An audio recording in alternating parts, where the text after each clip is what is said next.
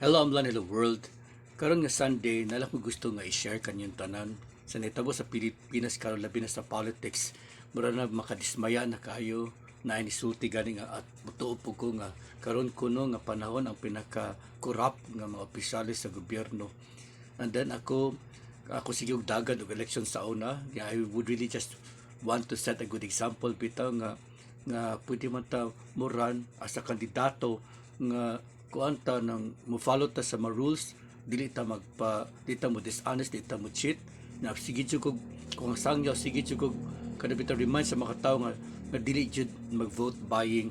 Kay kabalo ko nga sa Biblia gitagna na guna ni Jesus Christ mismo nga before mo end ang kalibutan or mo ani siya sa second and coming para sa paghukom, ang usa sa sign kunong hapit na siya moabot nga dalo na kay kita, selfish na kay kita.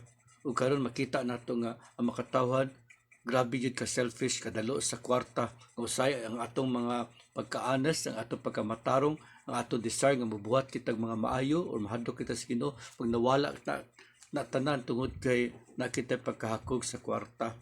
Labi na sa mga eleksyon nga grabe jud ang vote buying, pag di na ta mo tan-aw sa background sa mga kandidato, kung dili ko kisa makahatag pinakadaong kwarta mo na ta iboto. So prangka lang, gasigog sangyaw sa una, gasigog paimangno sa una, pero naunsa na to Pilipinas karon kay tungod ang mga tao gahay gyapon ulo. Na blame nato. Naari mga pipila siguro nga murag sincero, kinasingkasing nga mopili sila kandidato pero kadaghanan jud masilawan jud sa kwarta.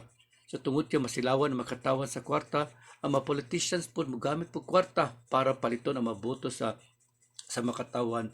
Then sila mo daog, pagdaog anak nila, mamawi sila, mangawat sila sa kaban ng bayan, tapos dili na sila mo feel sa mga o kaluoy sa makataon sa pag-alaga sa makataon, ilaharagod nga ma-maintain nila gahom na asla kwarta para sa sunod election magsigis lang pamalit sa mga boto, magsigis lang kadaog.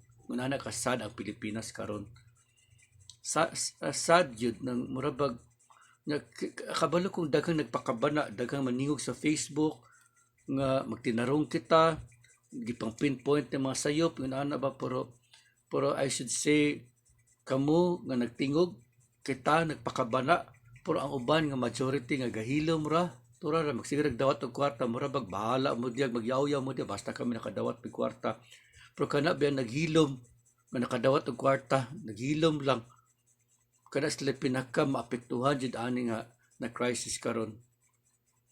Katingala ta ang mga politicians di sa sila kadato, tapos nga ilang hakog sila sa kwarta ang mapobre magunsa man na zero ang kuan, zero kuno ang budget sa PhilHealth. So sige, namoy maayuda diya, namoy maasada akap tupad daghan mo kwarta sa pag-election pa makadawat pa jud kwarta, pero kung magsakit na unya ta, magproblema so katong mga dato, maka-afford man sila, pero ang mapobre unsa man ninyo maakap pagtupad, igo na ipay hospital. So dapat kita unta magmata ta, magtinarong ta, kada bitang mahimantayon ta, watchful ta, careful kita, di ta magpadala sa kahakog. Kay kausara ta molabay diri sa kalibutan, tapos kung ato nang ihakog, magnawong tagkwarta nga di na ta kasunod sa makagusto sa Ginoo tungod sa kinawong tagkwarta, kanahadlok siguro ta di ta mabuhi, mamatay ta, so manang magpapalit ta, magdawat ta po tagkwarta, bisag dili sakto, bisag gugaw ng kwarta, dawat ta po ta, kada ikaalaot ka na to, kung sa may atong purpose ay gusto kita kaluwasan, pero atong binuhatan, murag pang impyerno man. So dili pa late ang tanan, dako pag chance nga magrepent kita, magbinago kita, pasagdain ang mga naong kwarta, basta kita mahimo kitang ato mabatasan, ato ang kasing-kasing, ato mga desires, ato matinguha, dapat yun muuin tanan sa kabubuton sa Ginoo para wala na mahayan sa iya paghukom. Kausar ta mo labay diri sa kalibutan, so dapat buhaton natong tanan nga gusto sa manikamot kita para angayan kita kaluyan sa Ginoo sa iyang paghukom. Pero kung magmadalo kita, sige, naglipay mo des makinawat nga kwarta sa atong pagkadalo, pero sa second life basta alaot kita, hindi ta kasunod sa langit sa Ginoo.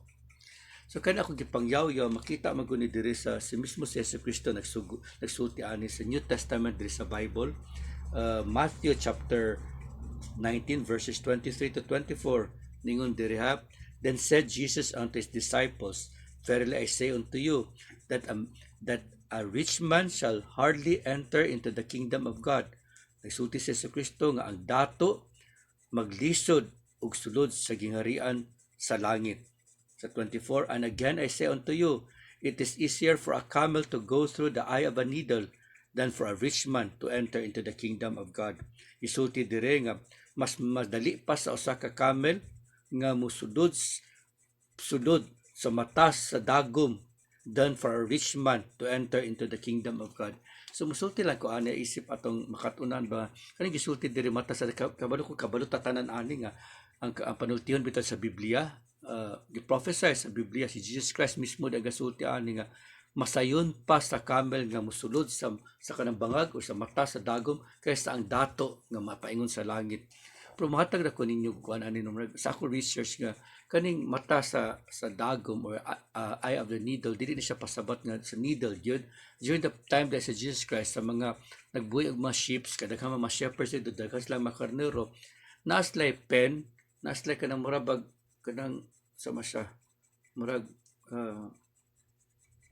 sudlanan sa mga makarnero ba dias lag nakaalad na kanang gate ano or kanang sudlanan ana nga gaho gamay ra gud muna siya eye of a needle muna tawag na sa una nakita gay kus reels kanang bago mga shepherds pagbuhi nasla mga eye of a needle mga marabag is segregate nila ang madagko ug magagmay according to size. So ang mga bangag pod gitawag nila eyes of a needle, eyes of the needles nga na exercises para diya mo sulod ang kuan. So kung dako siya dili siya kasulod sa gamay nga eye of a needle kay para na putos magagmay. So gisort nila according to sizes. So mura sige gisulti na siya pasabot ng eye of a needle sa time ni Jesus Christ kada na siya murag entrance na siya or mag-gate or sudlanan sa makarnero para sila mapahuway eye of a needle. So kung ato po tanawon po ang camel is mas kabayo kadaka o mas dako pa siya sa kabayo. So kung musulod siya sa ganghaan sa eye of a needle sa usa ka karnero maglisod gud siya. So mura gyud gyapon so makayuntang nga exaggerate lang nato ang dato may pa ang camel musulod sa bangag sa dagom kaysa ang dato nga makaato sa heaven. So lisod kay dato. Pero actually kuha nagni siya expression na po ni siya pero kung ato guni i-research pagtulon along maayo walay problema kung madato kita gusto pagay sa Ginoo nga madato kita pero importante lang kung madato ta natin makaptangan or even mga talents atong mga properties atong mga skills atong mga knowledge wisdom kung kana siya atong i-alagad sa Ginoo or ato i-alagad sa isig katawo mali pa ang Ginoo kana.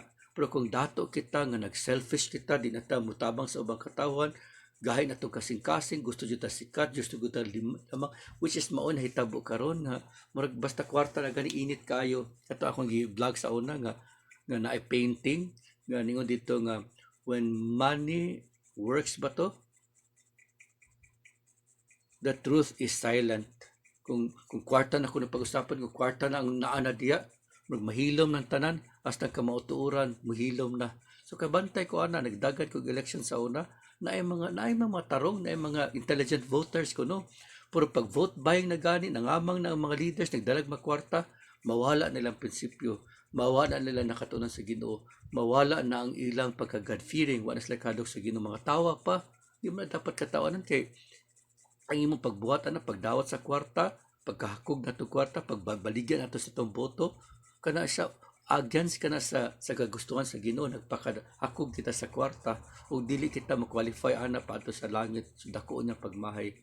So muna akong mensahe kabalo na si Jesu Kristo ana gito na so kita nga nakabalo ani sama sa kato akong gi-share nga Matthew chapter 19 verses 23 to 24 nga dapat dili kita maghakog sa kwarta daghan kita nibalan daghang mga nakadawat og kwarta dia sa politics ipangkurap nila pero sige lang na sila kay murag na sila mga rich men nga maglisod ug sulod sa mata sa dagom may pa ang camel mas makasulod pa kaysa ana nila why tungod sa ilang pagkakog sa kwarta tungod sa ilang pagkilabtanon sa dili tungod sa ilang pagkakawatan.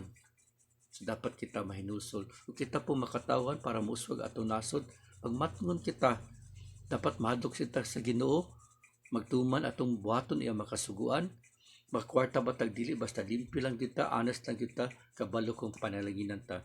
Sa ako pong research ningon dito nga kabalo ka kinsa ang dato ang ipasabot sa Ginoo.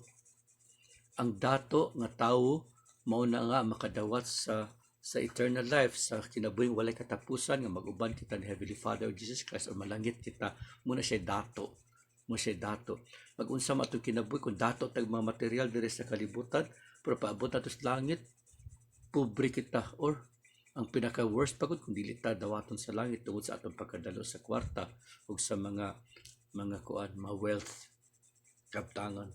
Katula ay no nga kung matarong ragud taw, if we do good nga walay kahadlok nga magbuhat og maayo, kabalo kong panalanginan ta sa Ginoo. Mukot lang ko ni President Rodrigo Duterte sa una, iyang gi-advise ni anak, siguro Vice President, nagiinan niya nga anak, pagpadayon lang kag alagad sa makatawhan, pag tinarong kay kabalo ko nga ang Ginoo panalanginan jud kay bless ka. Di man siguro madawat nimo iyang panalangin diri sa kalibutan, pero sigurado jud ko madawat na siguro sa sunod nga kinabuhi. Ako nituo ako sa gisulti Duterte, inspired siya sa Ginoo sa pagsulti niya.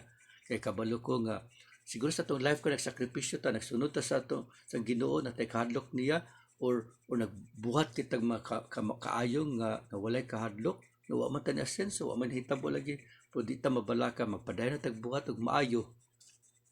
For sure ang Ginoo magpanalangin, magiya, ug iya jud ang tagag happy ending.